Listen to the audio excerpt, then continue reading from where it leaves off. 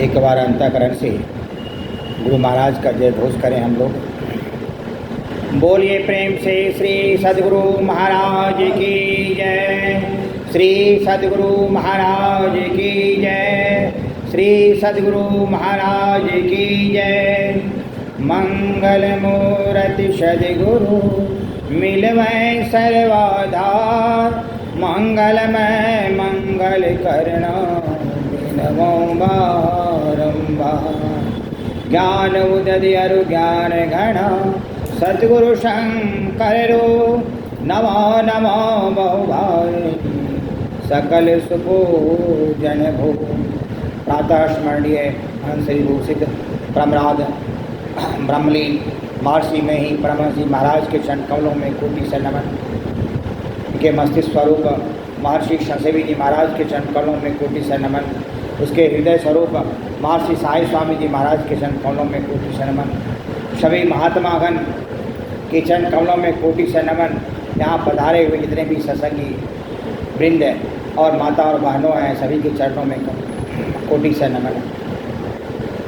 हम में इतनी क्षमता नहीं कि जो मैं कुछ आपको बोल पाऊँ, ना उतना ज्ञानी ही हूँ कि जो संत मत के गूढ़ विषय को मैं आप लोगों को बता सकूं। फिर भी जो मैं सुनता हूँ और जो मैं पढ़ता हूँ उसी के आधार पर मैं कहने का प्रयास करता हूँ। जो भी गलती हो उन्हें क्षमा करेंगे। अभी सत्संग योग में शब्द की महत्ता और हमारे मैनेजर साहब बहुत बढ़िया से रामचरितमानस का पाठ किए, उसमें ध्यान की महत्ता और शब्द ब्रह्म की महत्ता के बारे में प्रकाश डाले और उसका पाठ किए कि माँ सबरी भगवान राम से जुगति पाकर वह शब्द ब्रह्म को प्राप्त कर अपने आप वह ब्रह्म को प्राप्त करी। और आज भी और आने वाले समय में भी एक परम भक्त के रूप में सबरी माता का गुणगान किया जाएगा। और वह कितनी सत्संगिनी, कितनी भगवान की भक्ति में लीन रहने वाली अधम जाति की, वह अपने आप को सबसे अधम जाति, अधम नीच अपने आप को बोली हैं, लेकिन वह भक्ति के मार्ग पर चलकर भगवान को प्राप्त कर वह सबसे ऊंचे स्थान को प्राप्त करी, यह कम बड़ी बात नहीं है। तो हम लोग भी जो हैं वह ऐसे संत भगवत के रूप में प्राप्त किए हैं। अगर हम भी उस श्रद्धा और शक्ति से शब्द ब्रह्म के बारे में जो हमारे गुरु महाराज बतलाए, जो साधना बतलाए, उस साधना में विश्वास करें और उसी श्रद्धा से अगर हम लोग गुरु महाराज की भक्ति करें, अपने आप को उनके चरणों में समर्पित करें, तो हम भी सबरी माँ तो हम नहीं कह सकते हैं कि उतनी बड़े ख्याति को प्राप्त कर सकते हैं, परंतु अपने जीवन का उद्धार कर सकते हैं और अपने जीवन को भगवान के चरणों में समर्पित कर सकते हैं, गुरु महाराज के चरणों में समर्पित कर सकते हैं। यह बहुत बड़ी बात है। एक उत्तराखंड सप्तम सोपान में रामचरितमानस में श्री तुलसीदास जी महाराज अपनी चौपाई के माध्यम से भगवान श्री राम ने जो अपने भाइयों और जनताओं को जो उपदेश दे रहे थे, उसमें एक चौपाई आई है कि बिनु संतोष न काम न साई, काम अछत सुख सपन हो नाही, राम भजन बिनु मिट है कि कामा, थल विहीन तरु कब हूँ की जामा।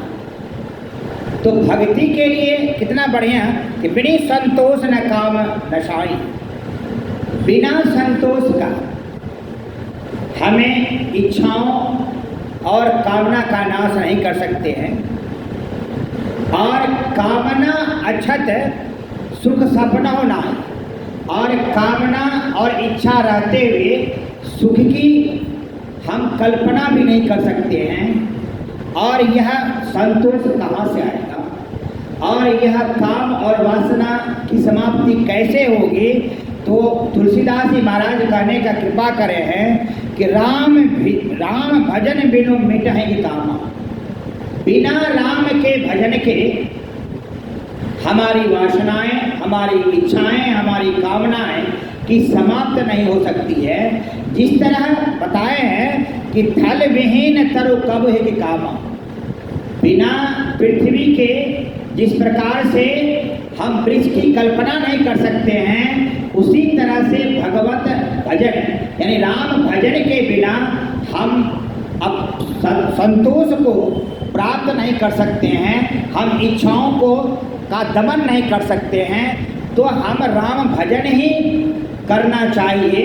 और इस राम भजन के बारे में और भक्ति के बारे में हम लोग सभी सत्संगीगण बहुत बड़भागी हैं, जो कि हमारे गुरु महाराज ऐसे मिले हैं और उनका जो बताया हुआ साधन हमें बहुत सुलभ और सरल रूप में मिला है, जो कि हमें मानस जप, मानस ध्यान, दृष्टि साधन और यही सूरज शब्द योग जो है वह शब्द ब्रह्म है, जो हमें ब्रह्म की प्राप्ति करवा सकते हैं। हमारा जो जीव है वह परमात्मा में, जो हम जीव जो परमात्मा के अंश हैं, उस परमात्मा को प्राप्त कर सकते हैं और अपने जीवन का कल्याण कर सकते हैं। और जो भी हमारा जो जन्म लेने और मरने का दुख है, उससे हमें छुटकारा मिल सकता है। दूसरा कोई रास्ता नहीं है। राम भजन और एक जो गुरु महाराज का जो बताए हुए साधना है, गुरु मंत्र में कितना दम है, वह एक हम छोटी सी लघु कथा के साथ मैं अपने वाणी को विराम दूंगा कि हरिदास एक भक्त थे, वह मुस्लिम थे और हमेशा वह राम नाम का जाप करते थे, हरिनाम का जाप करते थे। तो वहाँ के एक जो कोई पादरी थे, वह वहाँ के राजा को, नाम हम भूल रहे हैं, और उस राजा को उनके प्रति जो है उस्काया और उसको विरोध किया। ये जो हरिदास जी जो है वह मुसलमान होते हुए भी वह हमेशा हरिनाम का नाम लेते हैं, तो इसको सजा दी जाए। सजा में बोला क्या कि इसको 22 बाजार में जो है इसको घुमाया जाए और इसको इतने कोड़े मारा जाए कि उसके दर्द से यह मर जाए, और ताकि सारे लोग जितने भी लोग हैं इससे शिक्षा ग्रहण करें और वह राम नाम का नाम ना लें, भगवान राम का नाम ना लें। और वह राजा जो है उसको स्वीकृति दी और हरिदास को वही इतना पिटाई किया, इतने कोड़े बरसाए उसके पीठ पर, पूरा घाव हो गया। और जब वह जो इतना मारने के बाद जब वो सोचा उसके दूत है कि अब यह मर जाएगा, यह मर गया है, और उसको जो है वह नदी में फेंक दिया। नदी में फेंकते फेंकते वह उसी गांव में गया जिस गांव का वह राजा था, और वहाँ से जब उसको देखा वहाँ पर, तो वह भी उस समय भी जिस समय उसको मार रहे थे वह भी भगवान का नाम ले रहे थे। और जब वह नदी से पार कर उसी गांव में पहुंचे, तभी वह भगवान नाम का नाम ले रहे थे। और उसका प्रभाव ऐसा हुआ कि जिन्होंने राजा के पास उनकी शिकायत करी थी, और राजा और वह भी जो लोग थे वह भी भगवान राम का नाम लेने लगे, और वह भी उनका भी जीवन उद्धार हुआ। तो एक भक्त जो है वह किस तरह से राम नाम के बल पर, और राम नाम में कितनी शक्ति है, वह भगवान प्रहलाद के जीवन से भी हम लोग सीख सकते हैं कि वह भगवान उसके पिताजी हिरण्यकश्यप कितना उनको कष्ट दिए, लेकिन वह राम नाम का जप नहीं छोड़े, राम नाम भजते रहे। और वह आज सभी के मुखार बिंदु पर एक बहुत बड़े संत के रूप में जाने जाते हैं, एक बड़े भक्त के रूप में जाने जाते हैं, तो यह बहुत बड़ी बात है। उसी तरह हम लोग गुरु महाराज के भक्त हैं। हम लोग भी जो बताए हुए हमारा जो गुरु महाराज जप दिए हैं, जो मंत्र जो मानस जप दिए हैं, उस जप में अगर हम विश्वास करके और उसको हमेशा आत्मसात करते रहें और उन पर विश्वास करके बढ़ते रहें, तो ये पूर्ण विश्वास है रखिए कि हम लोग आगे जो मानस ध्यान है, दृष्टि साधन है और सूरज सब योग है, उनमें हम आगे बढ़ सकते हैं और हम भगवत भजन में हम अपने आप को गुरु महाराज के चरणों में समर्पित कर अपने इहलोक और परलोक दोनों को संभाल सकते हैं और अपने जो हमारा जो हम परमात्मा के जो अंश हैं, उस परमात्मा में मिलकर अपने जो जन्म मरण का जो बंधन है, उससे हमें छुटकारा मिल सकती है। तो मैं अंत में गुरु महाराज से प्रार्थना करूंगा कि यहाँ जितने भी सत्संगीगण आए हैं, जिस उद्देश्य से आए हैं, उनके उद्देश्य की प्राप्ति करें। और हे गुरु महाराज, मैं प्रार्थना सभी सत्संगियों से के लिए करता हूँ, उन पर आशीर्वाद और आशीर्वचन बनाए रखें और उन पर जो अपने भक्ति का जो आपने जो हम लोगों को जो बताए हैं, उस भक्ति में आनंद और हृदय के साथ उन पर हमेशा आपका ध्यान और भजन करते रहें। आप में मन, आपके चरणों में हमेशा मन आरूढ़ रहे। इन्हीं शब्दों के साथ मैं अपने वाणी को विराम देता हूँ। बोलिए प्रेम से श्री सद्गुरु महाराज की जय। श्री सद्गुरु महाराज की जय।